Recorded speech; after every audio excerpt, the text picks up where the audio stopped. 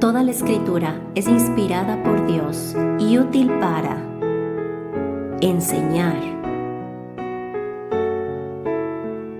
redarguir, corregir, instruir en justicia, a fin de que el hombre de Dios sea perfecto, enteramente preparado para toda buena obra. Bienvenidos a nuestro estudio bíblico.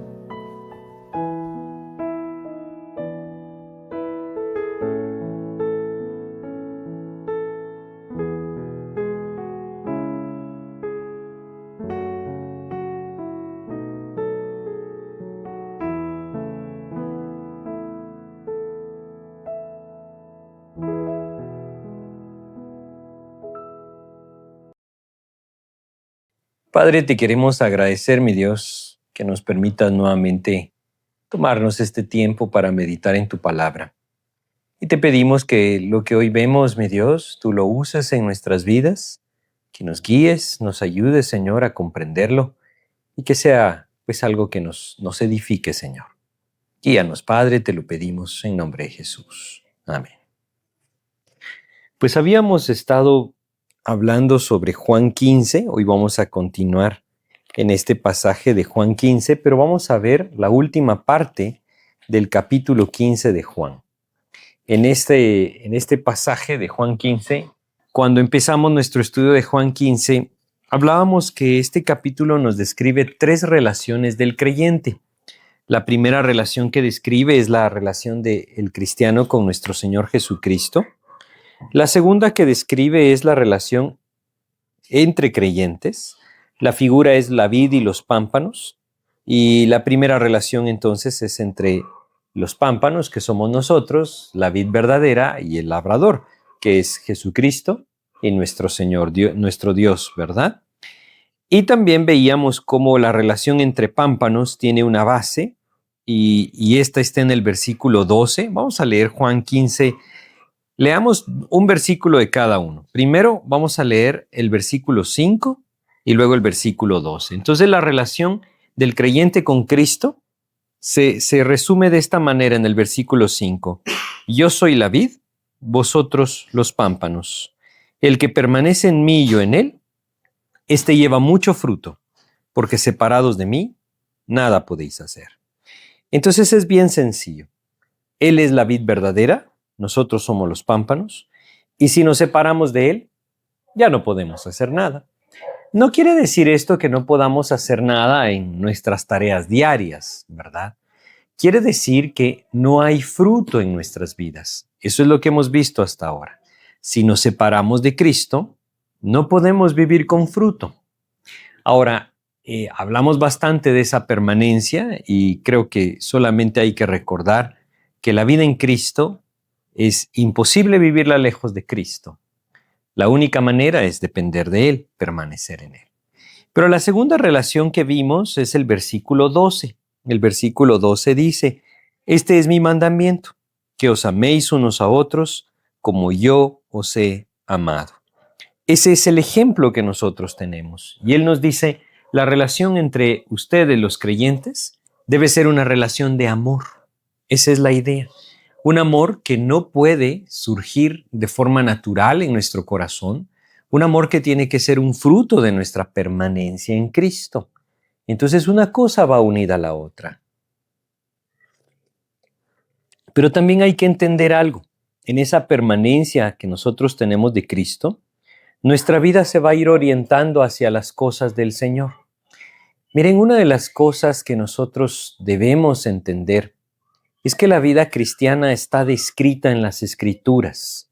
La vida del creyente está descrita en el Nuevo Testamento.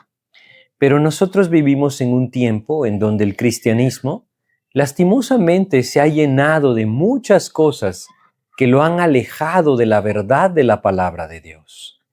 Y hoy vamos a ver ese aspecto, ese tercer aspecto de la relación del creyente con el mundo. Cuando hablamos del mundo, nos referimos de aquellos que nos siguen a Jesús. Pero no solamente las personas que nos siguen a Jesús, sino en general todo el mundo que nos rodea. Y nosotros vamos a ver varios principios acá de lo que Dios nos enseña. ¿Cómo es esta relación entre el creyente y el mundo? Pues vamos a leer acá desde el versículo 18 esta relación. Dice lo siguiente: si el mundo os aborrece, sabed que a mí me ha aborrecido antes que vosotros. Esta es la relación. Cuando dice si el mundo os aborrece, no habla en sí de una posibilidad, lo está afirmando. Él está diciendo, si el mundo os aborrece, quiere decir, ¿ya vieron que el mundo los aborrece? Esa es la idea. Y entonces él dice, sabed que a mí me ha aborrecido antes que a vosotros. Nosotros debemos entender que el mundo rechaza a Cristo. El mundo rechaza a Dios. ¿Por qué rechaza a Cristo? ¿Por qué rechaza a Dios? Es bien sencillo. Si nosotros vamos a Juan capítulo 3, dice acá, Juan capítulo 3, versículo 20, dice lo siguiente. Juan 3:20 dice, porque todo aquel que hace lo malo, aborrece la luz y no viene a la luz para que sus obras no sean reprendidas. Este es el principio. El que no quiere abandonar su vida de pecado, aborrece la luz de Cristo. Y la razón es, como acabamos de leer, porque no quiere abandonar su pecado. Obviamente cuando entiende de qué se trata el Evangelio, ¿verdad? Muchos ignoran de qué se trata el Evangelio, pero cuando comprende de qué se trata el Evangelio, cuando comprende que debe abandonar su vida de pecado, morir a sí mismo para dejar que Cristo viva, es ahí entonces donde hay una resistencia. El mundo aborrece la luz de Cristo. Si nosotros permanecemos en Cristo, si nosotros vivimos para Cristo, entonces nosotros debemos entender que vamos a estar en conflicto con aquellos que aborrecen la luz de Cristo. Y esto no pareciera ser muy poco alentador. Bueno, realmente qué de alentador puede tener que nos van a perseguir, ¿verdad? Que nos van a rechazar, digamos. Solamente pensemos en la vida de nuestro Señor Jesucristo. ¿Cómo lo recibió el mundo? ¿Cómo lo trató el mundo? Quizá nosotros lo perdemos de vista por la distancia que hay entre el tiempo de Él y el de nosotros, pero en el tiempo de Él el Imperio Romano era el gobierno de todo el mundo conocido. Es decir, era el imperio que gobernaba todos los territorios. ¿Qué hizo el Imperio Romano con el Señor Jesucristo? Lo crucificó. El grupo religioso que más se opuso a nuestro Señor Jesucristo eran aquellos que aparentemente o supuestamente tendrían que haberle recibido. Aquellos que esperaban al Mesías fueron los que lo acusaron y lo llevaron a la muerte o procuraron su muerte delante de los romanos. El grupo religioso le rechazó. El grupo político le rechazó.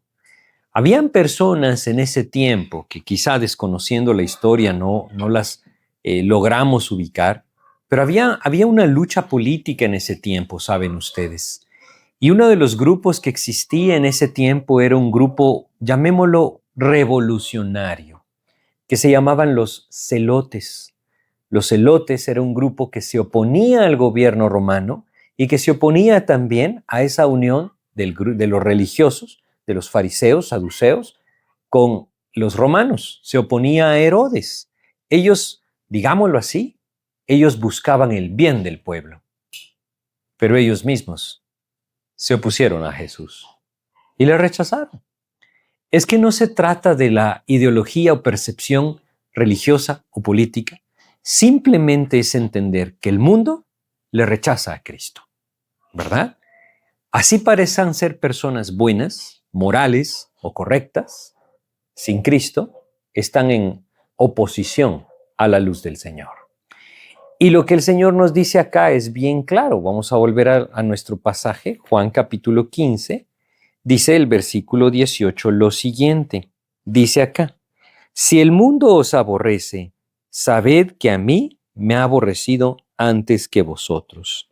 ¿Pero a qué se refiere con esto del mundo?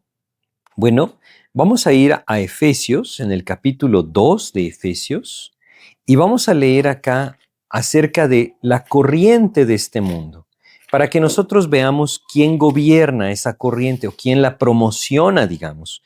Efesios capítulo 2, versículo 2, habla a los creyentes haciendo referencia al tiempo antes de Cristo en sus vidas, y dice Efesios 2:2, en los cuales anduvisteis en otro tiempo, siguiendo la corriente de este mundo, fíjense lo que dice, conforme al príncipe de la potestad del aire, el espíritu que ahora opera en los hijos de desobediencia.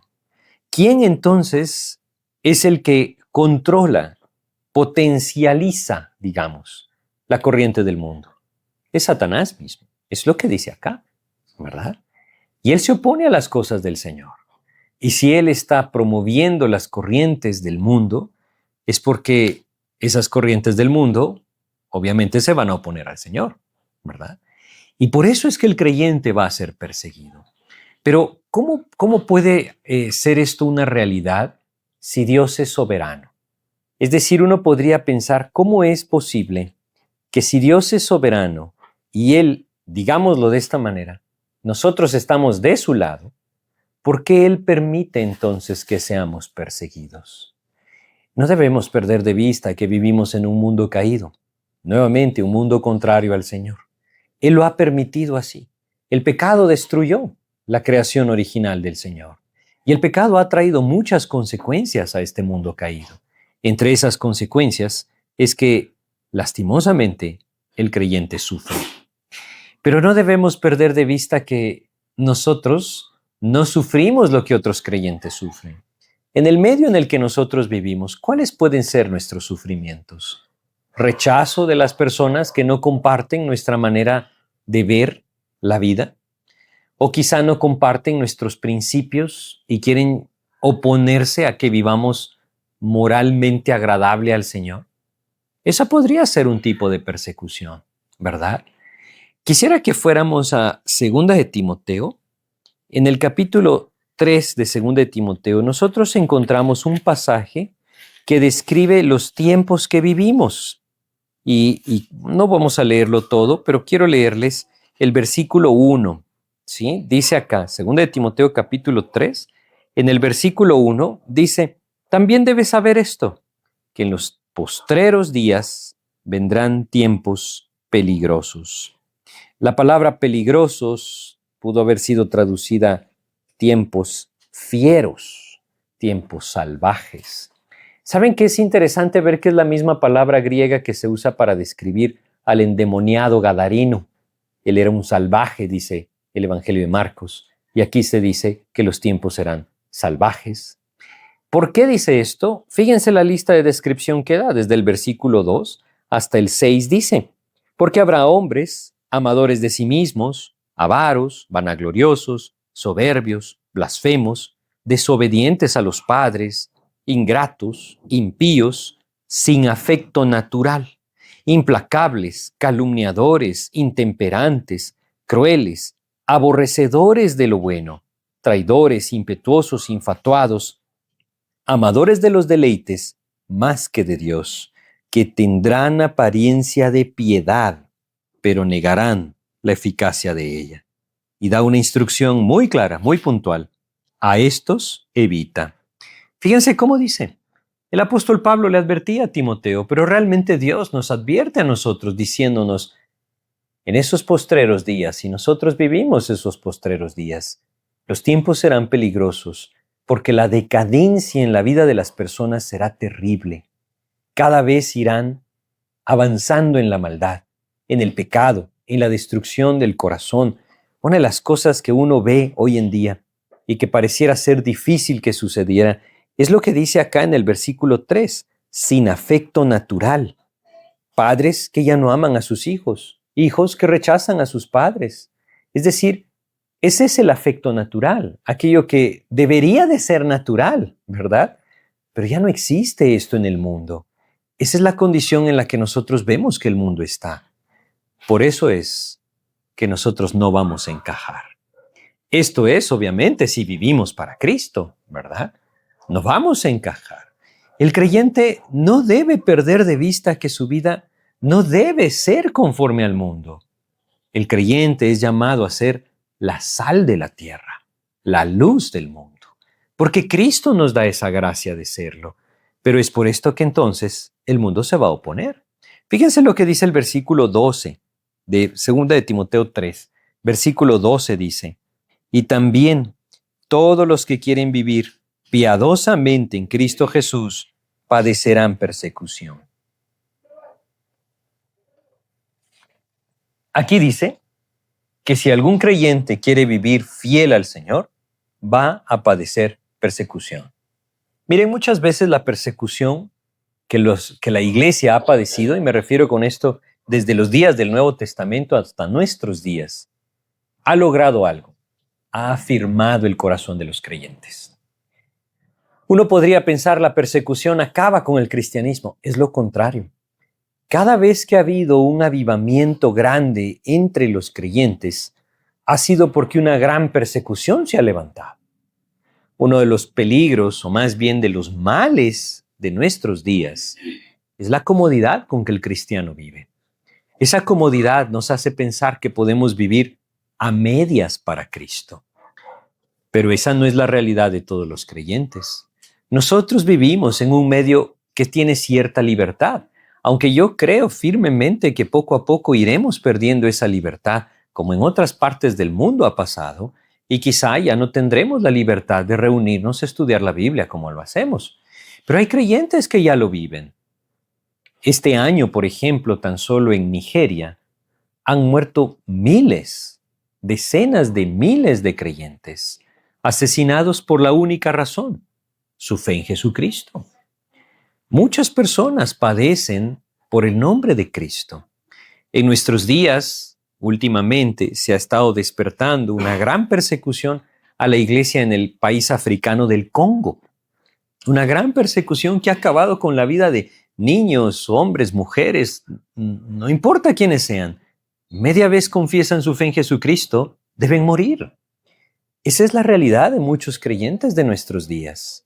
Pero nosotros pensemos, ¿estaríamos dispuestos a ser firmes para Cristo en un medio así? ¿Saben? Creo que eso es lo que de alguna u otra manera Dios ha permitido a lo largo de la historia para hacer la separación entre el creyente y el que no lo es. Entre el que realmente entiende quién es su Señor y el que no lo entiende. Porque hay personas que, si fueran perseguidas, se echarían atrás en su seguir a Cristo. Pero habrían otras que se afirmarían profundamente en Cristo. El Señor sabe que este es el resultado de la prueba. Y Él dice que si nosotros queremos vivir piadosamente, padeceremos persecución. Creo que no somos la iglesia indicada para hablar de persecución en nuestro país, porque a pesar de que hay cierta persecución, no se compara con otros medios que sí padecen profunda persecución. Nuestros mismos países la padecieron. A principios del siglo pasado, por ejemplo, en la parte oeste de nuestro país, se apedreaba a las personas que profesaban ser cristianas y que tenían una Biblia. Esa es una realidad. En nuestros días ya no pasa, pero pasó casi hasta mediados del siglo pasado. En nuestros días hay libertad, pero antes no existía esa libertad. ¿Qué pasa si nosotros la perdemos? Bueno, saben, la Biblia nos dice que la iremos perdiendo. Dios no promete tiempos mejores para la condición o la comodidad espiritual o material del creyente. Él dice que los tiempos serán fieros. Y nosotros debemos meditar en esto. ¿Por qué? Porque, regresando a nuestro pasaje, esta es una medida de nuestra fidelidad al Señor. Fíjense cómo dice, vamos a leer en Juan 15, vamos de regreso a Juan 15 y vamos a leer el versículo 19. Fíjense cómo habla del mundo. Dice, si fuerais del mundo, el mundo amaría lo suyo, pero porque no sois del mundo, antes yo os elegí del mundo, por eso el mundo os aborrece. Fíjense la palabra que Dios usa acá. No dice que al mundo no le simpatizan, dice que el mundo nos aborrece. Dios no miente, y esta es una realidad. Cuando el creyente quiere vivir en el mundo, va a tener mucho conflicto en su corazón y en su mente, porque no va a definir aquellas cosas que Dios quiere que defina. Si el mundo no nos aborrece, es porque algo está mal en nuestra relación con Dios. ¿Por qué? No deberíamos de participar o de compartir los principios del mundo. Si el mundo nos acepta, es porque nosotros no estamos ni siquiera buscando ser fieles al Señor. Pero si el mundo nos aborrece, es porque estamos viviendo para Cristo. Es la realidad. Fíjense cómo dice, versículo 19 que acabo de leer, si fuerais del mundo, el mundo amaría lo suyo. Nosotros no somos del mundo. Si estamos en Cristo, si hemos nacido de nuevo a través de la fe en Jesucristo, no somos del mundo, somos del Señor. Y como hijos de Dios, el mundo se va a oponer a que vivamos para Cristo. Es algo que nunca debemos perder de vista. Y conforme el tiempo va avanzando en nuestros días, esto puede ir creciendo. Hay muchos medios en donde siempre tuvieron libertad, pero ahora ya no la tienen. Hay países en América en donde es prohibido predicar públicamente, en donde es prohibido orar públicamente. Esto ya está pasando en muchos medios y es cuestión de tiempo que también nos alcance a nosotros. Estudiando este pasaje, leía comentarios de personas que enseñaron este pasaje hace más de 50 años. Y ellos ponían ejemplos de cosas que podrían pasar en el futuro que nosotros ya vemos. Debemos ser muy cuidadosos con esto, porque la persecución del enemigo no solamente viene de frente, la persecución también viene por medio de confundir la doctrina del Señor. Y es algo que nosotros también vemos en nuestros días. Fíjense cómo dice el versículo 20. Leamos Juan 15, 20. Dice, acordaos de la palabra que yo os he dicho. El siervo no es mayor que su Señor. Si a mí me han perseguido, también a vosotros os perseguirán. Si han guardado mi palabra, también guardarán la vuestra. Fíjense cómo él dice, a mí me persiguieron. Y no va a ser diferente con ustedes, dice el Señor. Él dice, el siervo no es mayor que su Señor. ¿Por qué es que nosotros debemos saber esto? No es un pasaje, como les repito, alentador en el sentido de que nos ofrece comodidad. Nos ofrece lo contrario, ¿verdad? Nos ofrece persecución. Y si nos preguntaran, ¿quién quiere ser perseguido? Pues creo que nadie quiere ser perseguido. Nadie quiere ser rechazado. Nadie quiere padecer tribulación, pero Dios nos dice que va a pasar. Esto no significa que estamos solos o que estamos derrotados. No. Dios no nos ha abandonado. Pero es algo que nosotros debemos estar conscientes. Fíjense, vamos a ir a 2 Corintios. En el capítulo 4 de 2 Corintios, nosotros tenemos un ejemplo de cómo el apóstol Pablo vivió esto. Vamos a leer desde el versículo 7 hasta el versículo 12. Fíjense cómo dice. 2 Corintios capítulo 4, versículos 7 al 12. Dice, pero tenemos este tesoro en vasos de barro. El tesoro es el evangelio. Él nos ha confiado su evangelio.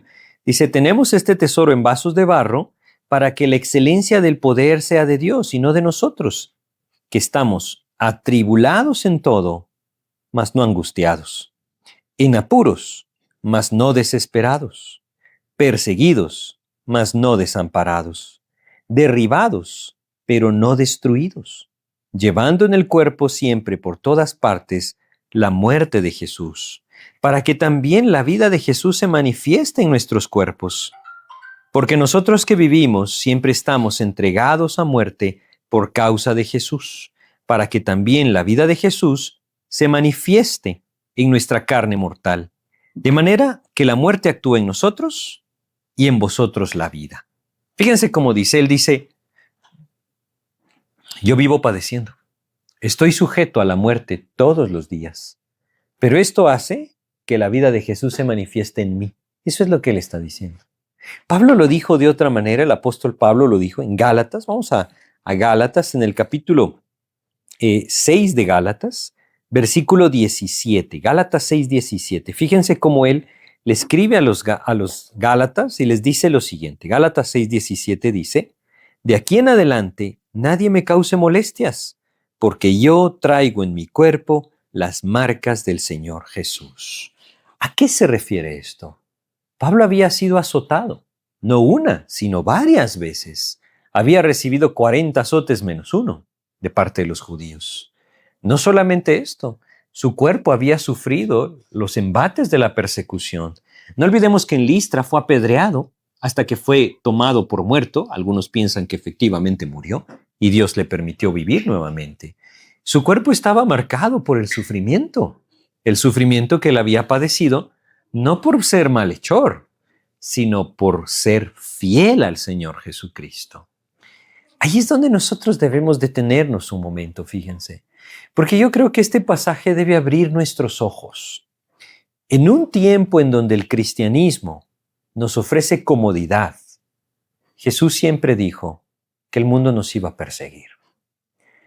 ¿Por qué nosotros esperamos mejorar si Dios nos dice que el que quiere vivir piadosamente en Cristo Jesús padecerá persecución? Nunca vamos a tener gozo hasta que no entendamos esto, hasta que no entendamos que nuestra vida no debe encajar con el mundo. Si el creyente sigue buscando que su vida encaje con el mundo, se va a sentir frustrado, porque el mundo se opone a Cristo, el mundo se opone a la palabra de Dios, y Dios nos llama a vivir conforme a su palabra. Y siempre hay ese conflicto entonces. Hoy vivimos muy distraídos tremendamente por un sinfín de información que alcanza nuestras mentes todos los días y nos hace quitar nuestros ojos del Señor. No debe ser esta la condición de la vida del creyente. Dios nos llama a una vida distinta, a una vida de fe. Y el ejemplo de una vida de fe, creo que lo podemos leer en Hebreos capítulo 11. Fíjense cómo el Señor habla acerca de Abraham. Y quiero leerles acá los versículos 8 hasta el 10. Fíjense cómo dice, Hebreos 11, versículos 8 al 10, habla de la vida de fe de este hombre. Dice, por la fe, Abraham, siendo llamado, obedeció para salir al lugar que había de recibir como herencia. Y salió sin saber a dónde iba. Voy a hacer una pausa porque quiero recordarles esa condición. Abraham vivía en Ur de los Caldeos. Ur de los Caldeos era una gran ciudad. Se han encontrado excavaciones de Ur de los Caldeos de casas de 2 niveles. Imagínense eso, en ese tiempo, ¿verdad? Y no solamente esto, hay vestigios de muchas comodidades que las personas tenían en esa ciudad. Y Dios le dice, Abraham, sal de aquí. ¿A dónde, Señor? Ya te voy a mostrar, pero sal. ¿Quién de nosotros hubiera salido? Él no salió por necesidad, él salió por fe, ¿verdad? Y cuando llega entonces a la tierra de Canaán, ¿sabe qué encuentra? Hambruna, encuentra desierto, encuentra que tiene que vivir en tiendas, ya no en una casa de 2 niveles, sino en casas de campaña, en carpas. Creo que a veces no entendemos que el llamado a salir es un llamado a salir del mundo para dedicar nuestra vida a Cristo. No somos nuestros. Esa es la idea. No somos nuestros. Somos del Señor. Y si nuestros ojos están puestos ahí, Él se encargará de nosotros. Esto no quiere decir que vamos a padecer todo el tiempo.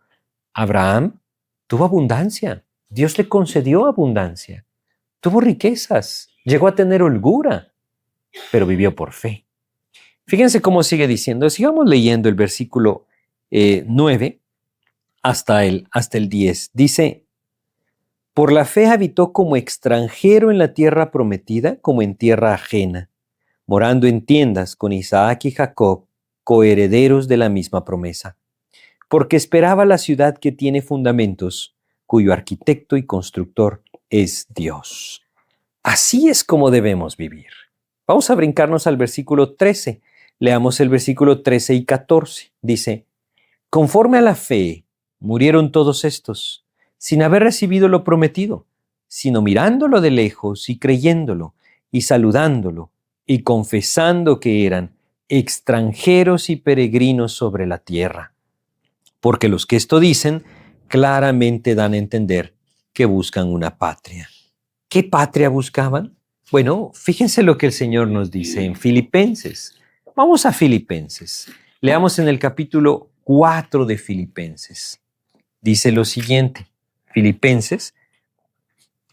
capítulo 3, versículo 20, Filipenses 3:20. Nos dice lo siguiente, Filipenses 3:20. Dice, mas nuestra ciudadanía está en los cielos, de donde también esperamos al Salvador, al Señor Jesucristo. Filipenses 3:20 les leí. Nuestra ciudadanía, ¿dónde está? En los cielos, dice, de donde esperamos al Salvador, al Señor Jesucristo. Nuestros ojos no deben estar puestos en el mundo, deben estar puestos en esa ciudad celestial. Si nosotros nos dedicamos a buscar la comodidad y satisfacción de mis deseos, nunca vamos a vivir con fidelidad para el Señor. Si vivimos con fidelidad para el Señor, vamos a padecer persecución, pero el Señor nos va a sostener. Como leímos del apóstol Pablo, él mismo decía, perseguidos, mas no derribados, ¿verdad? El Señor mismo los sostenía. Y esa es la idea, Dios puede hacer lo mismo, Dios quiere hacer lo mismo con nosotros. Entonces lo que estoy tratando de hacerles ver es que el llamado de Dios es a vivir como extranjeros y peregrinos sobre la tierra, no encajando con el mundo, más bien marcando el contraste con el mundo. Esa es la idea. La vida del mundo es un engaño. La vida de pecado es un engaño. La vida de pecado destruye.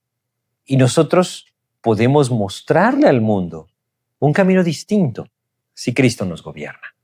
Esa es la idea. Vamos a regresar a Juan 15, ¿sí? Y leamos acá, versículo 21 vamos a leer Juan 15, 21. Dice, acerca de la persecución, el Señor está hablando, dice, mas todo esto os harán por causa de mi nombre, porque no conocen al que me ha enviado. Si yo no hubiera venido, ni les hubiera hablado, no tendrían pecado, pero ahora no tienen excusa por su pecado. Fíjense cómo el Señor Jesús dice, no se trata de ignorancia, se trata de un rechazo voluntario al Señor. El mundo le rechaza voluntariamente a Cristo. Miren, puede llegar el momento en que nosotros no tengamos libertad ni para tener una Biblia en nuestras manos. Como les vuelvo a repetir, esa es la realidad de muchos creyentes ya en el mundo. Debemos preparar nuestro corazón y vivir con fidelidad para el Señor. Y si Dios nos permite pasar por algo así, tener un corazón dispuesto a dar nuestra vida por Cristo. En su momento Dios da la gracia, pero la vida del creyente debe estar enfocada en eso, no en buscar la satisfacción personal. Hemos sido muy dañados por estas doctrinas o teologías nuevas sobre el beneficio de seguir a Jesús. Él nunca ofreció riquezas para el que le sigue. Él ofreció persecución para el que le sigue. Será su voluntad lo que Él haga en nuestras vidas. Esa es una realidad. Dios es fiel con sus hijos. Esa es una verdad de la palabra de Dios. Pero el camino del creyente debe ser el camino de Cristo. Y a Cristo el mundo lo aborreció. Y entonces fíjense cómo dice el siguiente versículo, versículo 23. Dice, el que me aborrece a mí, también a mi Padre aborrece. Si yo no hubiese hecho entre ellos obras que ninguno otro ha hecho, no tendrían pecado, pero ahora han visto y han aborrecido a mí y a mi Padre. Qué tremendo que es esto. ¿Saben cuál fue el grupo más difícil en los días de nuestro Señor Jesucristo? Los religiosos. Qué tremendo, ¿verdad? Uno pensaría, eran los que no creían en Dios los que eran más difíciles. No, eran los religiosos los más difíciles. ¿Por qué? Porque creían que estaban bien. Porque no entendían esa diferencia a la que Dios los había llamado. Eran una mezcla entre el mundo y Dios. Y finalmente, cuando la persecución empezaba, el mundo ganó, ¿verdad? ¿Se recuerdan ustedes lo que pasaba con los que creían en Jesús en los días de nuestro Señor Jesucristo? Vamos a ir a Juan capítulo 9 para recordarlo. Dice acá, en el versículo 34. Esto le dicen a aquel ciego, aquel hombre que nació ciego, ¿no? Aquel que era ciego de nacimiento. Y él les está diciendo que Jesús lo ha sanado. Y entonces dice el 34 de Juan 9, dice, respondieron y le dijeron, ¿tú naciste del todo en pecado y nos enseñas a nosotros? Y le expulsaron. ¿De dónde le expulsaron? De la sinagoga. Lo marginaron completamente de la sociedad. El ser expulsado de la sinagoga significaba que él ya no podía tener una vida normal. Es decir, no podía comerciar, no podía comprar y vender. Él estaba destinado a una vida de pobreza si era expulsado de la sinagoga. Eso pasó con todos los que siguieron a Cristo en la región de Judea. Todo judío que se convertía a Cristo era expulsado de la sinagoga. Por eso es que ellos vivían esa tremenda persecución. Pero esa tremenda persecución nació también esa comunión maravillosa en la que nadie decía tener nada propio. Todo estaba a la disposición de los creyentes. Si no hubiera sido esa persecución, no hubiera pasado eso. Dios dio la gracia para sobrellevar la persecución. Y Dios nos puede dar la gracia a nosotros. Cualquiera que sea la persecución que padecemos, Dios nos puede dar la gracia de sobrellevarla. Debemos ser firmes y fieles a Cristo. Pero creo que una de las claves de todo esto que estamos hablando es que nuestro gozo y nuestra paz deben provenir del Señor. Miren, hay ejemplos maravillosos de verdad de personas que vivieron tremendos tiempos de persecución y que el gozo llenó sus corazones. Uno pensaría que eso es imposible. Y vamos a leer primero un ejemplo de la Biblia y luego les voy a contar otro de nuestros días. Vamos a Hechos, en el capítulo 16 de Hechos, ¿sí? Aquí tenemos a Pablo y Silas. Pablo y Silas, fíjense lo que le pasó a Pablo y Silas. Hechos capítulo 16. Vamos a leer acá versículo 22 hasta el 24. Leamos primero estos tres versículos. Hechos 16, 22 al 24 dice, y se agolpó el pueblo contra ellos, y los magistrados, rasgándoles las ropas, ordenaron azotarles con varas. Después de haberles azotado mucho, los echaron en la cárcel, mandando al carcelero que los guardase con seguridad, el cual, recibido este mandato, los metió en el calabozo de más adentro y les aseguró los pies en el cepo. ¡Ah, qué condición más terrible! Les habían azotado en la espalda con varas. Estos no eran judíos. Los judíos daban 40 menos 1, porque eso decía la ley. Pero ellos no eran judíos. Ellos daban hasta que caían, ¿verdad? Así los azotaron a Pablo y a Silas. ¿Por qué? Por hablar de Jesús. Y no solamente los azotaron, los metieron a lo más profundo del calabozo y dice que les pusieron los pies en el cepo. Quiere decir que pusieron sus pies sobre una pieza o trozo de madera que los mantenía con los pies elevados. Pero ellos tenían su espalda destruida por los azotes. Yo no me imagino esa condición. No podrían ni haberse recostado sobre sus espaldas y los pies metidos ahí. Es decir, tenían todo, absolutamente todo, para justificar una protesta en su corazón. Pero fíjense lo que hacían. Versículo 25. Pero a medianoche, orando Pablo y Silas, cantaban himnos a Dios. Increíble, ¿verdad? ¿Cómo cantar un himno al Señor en una condición así? ¿Cómo? Más bien podríamos estar diciendo, Señor, pero ¿y por qué? ¿Por qué me abandonas? ¿Por qué te olvidas de mí? ¿Por qué me permites esto? Y tantas cosas que nuestro corazón y nuestra mente sacan en un momento, ¿no? Es que el gozo de estos hombres no dependía de sus circunstancias, no dependía tampoco de la condición en la que se encontraban en ese momento. El gozo dependía enteramente de la presencia del Espíritu Santo en sus vidas, de la llenura del Espíritu del Señor en sus vidas. Ahí había gozo en su corazón. Es inentendible, humanamente imposible, pero para Cristo no hay nada imposible. Es algo maravilloso que nosotros lo entendamos así. En nuestros días, o bueno, por lo menos cercano a nuestros días, hay el testimonio de un hombre. Su nombre es Richard Wurmbrand. Él fue un creyente, un pastor en Rumanía en el tiempo de la Unión Soviética. Este hombre fue perseguido por el comunismo por predicar el nombre de Cristo. Cuando él lo metieron a prisión, lo azotaban y lo azotaban y lo azotaban y lo azotaban para que él negara su fe. Y vez tras vez, cuando era interrogado, este hombre decía, lo único que puedo hacer es orar para que el Señor conquiste sus corazones. Le decía a aquellos que lo estaban azotando. Quizás son cosas que nosotros no podemos entender, pero Dios puede producir ese gozo en el corazón, ¿verdad? Es ahí en donde nosotros debemos prestar atención a lo que Juan 15 nos dice y entender que si a Jesucristo lo persiguieron, ¿por qué nosotros pretendemos que a nosotros no se nos debe perseguir? Ahora, hay que tener cuidado con algo, ¿verdad? Y quisiera que lo viéramos en la epístola de Pedro, primera de Pedro. Vamos a ir a esta epístola y vamos a leer en el capítulo 4 de primera de Pedro que hay una diferencia entre padecer por Cristo y padecer por nuestro pecado, ¿verdad? Eso es completamente diferente.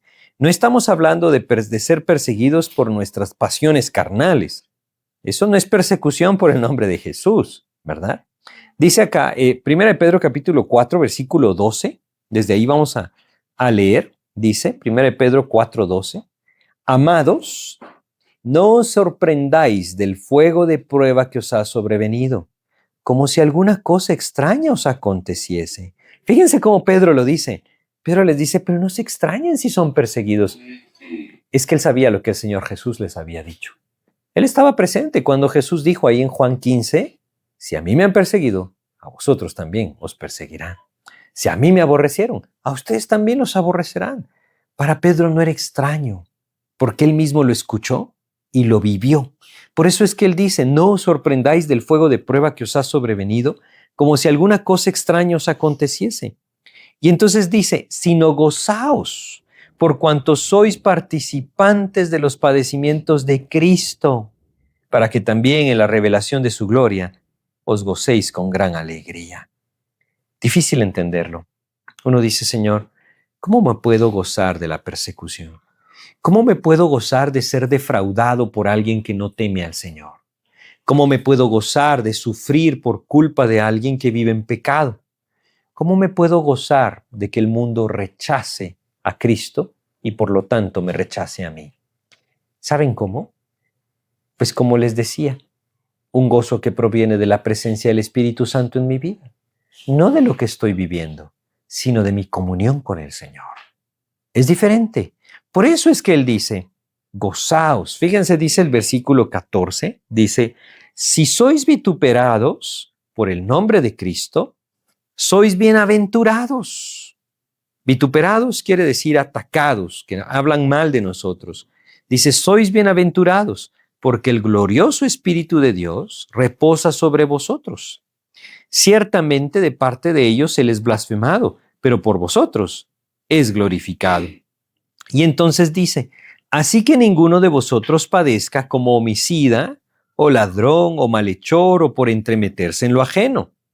Pero si alguno padece como cristiano, no se avergüence, sino glorifique a Dios por ello. Entonces él aclara, la idea no es padecer porque cometí un pecado y entonces decir, esto es porque soy cristiano. No, ¿verdad? Esa no es la persecución de la que Jesús habla. Esa es consecuencia de mi pecado. Él dice, si padecemos por el nombre de Cristo, ahí el nombre del Señor es glorificado. Y debemos aprender a verlo así. Es un choque quizá en nuestra mente, porque nosotros al buscar a Cristo, anhelamos que Él nos ayude, anhelamos que nos dé comodidad, que nos libre de nuestras tribulaciones. Pero Dios nos dice, es que el mundo los aborrece, el mundo los va a perseguir. Por eso es que el Señor Jesús enseñó esto, para que nosotros lo tengamos claro. Y cuando llegue, podamos refugiarnos en Él. Y podamos saber que Él nos puede sostener, que Él nos quiere sostener con ese gozo en nuestro corazón. Regresemos a Juan capítulo 15, ¿sí? Y vamos a terminar de leer el pasaje. Dice acá en el versículo 25, dice, pero esto es para que se cumpla la palabra que está escrita en su ley, sin causa me aborrecieron. Pero cuando venga el Consolador, a quien yo os enviaré del Padre, el Espíritu de verdad, el cual procede del Padre, Él dará testimonio acerca de mí.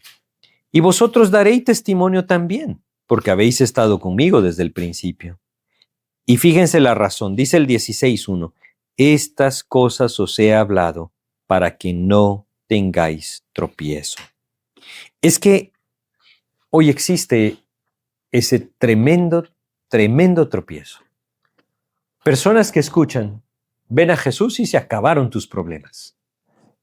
Y entonces se acercan, quizá a alguna congregación, alguna iglesia, de alguna manera, algún proceder religioso, y sus problemas no se acaban, sino se agravan. Y entonces dicen, Jesús no cumplió lo que me prometió. En una ocasión escuché a una persona que decía, el Dios de la prosperidad me falló. Es que ese no es el Dios de la palabra. Es bien importante entenderlo. El Dios de la palabra es este que nos está diciendo, estas cosas os he hablado para que no tengáis tropiezo. ¿Quiere decir esto que la vida cristiana será una desdicha? Es todo lo contrario. La vida cristiana, la vida en Cristo, es la única vida que tiene plenitud. El mundo es un engaño. Miren, la Biblia nos dice claramente que no hay paz para el que no está en Cristo. No hay paz para el impío, dijo mi Dios, dice en Isaías. Nosotros debemos creerlo y entenderlo así. El mundo es un engañador y siempre nos quiere presentar algo atractivo, pero sin Cristo no existe nada que sea verdadero. Pero bueno, quisiera que fuéramos al último versículo, pero del capítulo 16. Capítulo 16, versículo 33. Dice lo siguiente, estas cosas os he hablado para que en mí tengáis paz. No solamente podemos tener gozo en Cristo, como Pedro nos lo dijo en su epístola, también podemos tener paz. Paz en Cristo. En medio de la tribulación podemos tener paz. En medio de la prueba, de la persecución, podemos tener gozo. Inexplicable, pero verdadero. Miren, abundan los testimonios de cristianos que murieron devorados por fieras en el circo romano. Así hacían. Atrapaban un grupo de cristianos, mujeres, niños, eran los preferidos de la multitud, y los ponían en el centro de la arena, es decir, en un tipo de espectáculo. Soltaban fieras, entre ellos podían ser leones, tigres, jaguares, para que se los devoraran. Pero abundan testimonios de ese tiempo, de ese periodo, de creyentes que en el centro de la arena romana cantaban himnos a Dios. Mientras las fieras se los devoraban, el público escuchaba voces melodiosas alabando el nombre de su Salvador. ¿Y no saben ustedes cuántos romanos se convirtieron a Cristo al ver cómo morían los cristianos? Uno podría decir, ¿pero por qué? Porque el mundo nos aborrece. ¿Quiere decir esto que Dios nos ha abandonado? No, por supuesto que no. Un día abriremos nuestros ojos en su presencia y será maravilloso. Nos daremos cuenta que Él siempre estuvo con nosotros. Pero la realidad de lo que Jesús está enseñando acá es que la relación del creyente con el mundo está rota. El mundo aborrece a Cristo. Y como aborrece a Cristo, va a aborrecer al creyente. Nunca se dejen engañar. El mundo no los ama. El mundo los aborrece. Y si aparentemente los ama, es solo porque quiere aprovecharse de ustedes. Esa es la realidad. Y el creyente lo debe entender para que entonces sus ojos no estén puestos en ningún otro lugar, sino en Jesucristo. Ahí podemos vivir en plenitud. Pues vamos a detenernos acá en nuestro estudio y creo que ¿cómo terminar un estudio así? Pues pidiéndole a Dios que aliente nuestros corazones en medio de la prueba. Porque hay muchos pasajes, como veíamos antes, que nos hablan del amor del Señor y cómo Él puede inundar nuestras vidas de amor unos por otros y cómo puede producir ese fruto. Pero aquí también incluye que el mundo nos va a aborrecer. Y es una verdad que no podemos olvidar. Quizá no leímos el versículo 3 y 4 de Juan 16. Dice Juan 16, 3 y 4, dice, y harán esto porque no conocen al Padre ni a mí. Mas os he dicho estas cosas para que cuando llegue la hora os acordéis de que ya os lo había dicho. Miren, muchos creyentes, muchas personas que se convierten a Cristo, y creo que son de verdad la mayoría, después de un tiempo de conocer a Cristo, me han dicho, desde que estoy buscando a Cristo, las cosas se han puesto más difíciles. Me ha ido peor. ¿No saben ustedes cuántas veces he escuchado eso? Que los creyentes lo viven así. Se acercan al Señor y entonces pierden su trabajo, o quizá caen en una enfermedad, o les pasa alguna tragedia, o simplemente el mundo se les viene encima. ¿Por qué? Acabamos de leer la razón. El mundo aborrece a Cristo. Y como aborreció a Cristo, también aborrece a aquellos que siguen a Jesús. Entonces no nos debe sorprender. Más bien debe llevarnos a afirmarnos en el Señor, sabiendo que estamos en el camino correcto. Una de las cosas que un hombre dijo, Juan Wesley, una vez le decía a aquellos que él enseñaba en el Evangelio, él les decía lo siguiente: cuando un creyente fiel predica la palabra de Dios, obtiene dos resultados posibles. O las personas se convierten o las personas lo persiguen. No va a quedar a medias. Y eso es lo que también el Señor dice acá. Entonces debemos tenerlo claro en nuestra mente. Pues vamos a orar para terminar, ¿sí? Oremos para pedirle a Dios. Padre, te queremos agradecer, mi Dios, porque tu palabra es verdad y no te limitaste, Señor, en dejarnos claramente esta enseñanza sobre lo que el mundo busca hacer con nosotros, tus hijos. Señor, como te aborreció a ti, entendemos que el mundo nos aborrecerá a nosotros. Pero también tú nos dijiste, Padre, que como escucharon tu palabra, también escucharán la nuestra. Ayúdanos a entender, Señor, que tú eres fiel y que tu propósito se cumple. Ayúdanos, Padre, a vivir con fidelidad a ti, sin importar el padecimiento.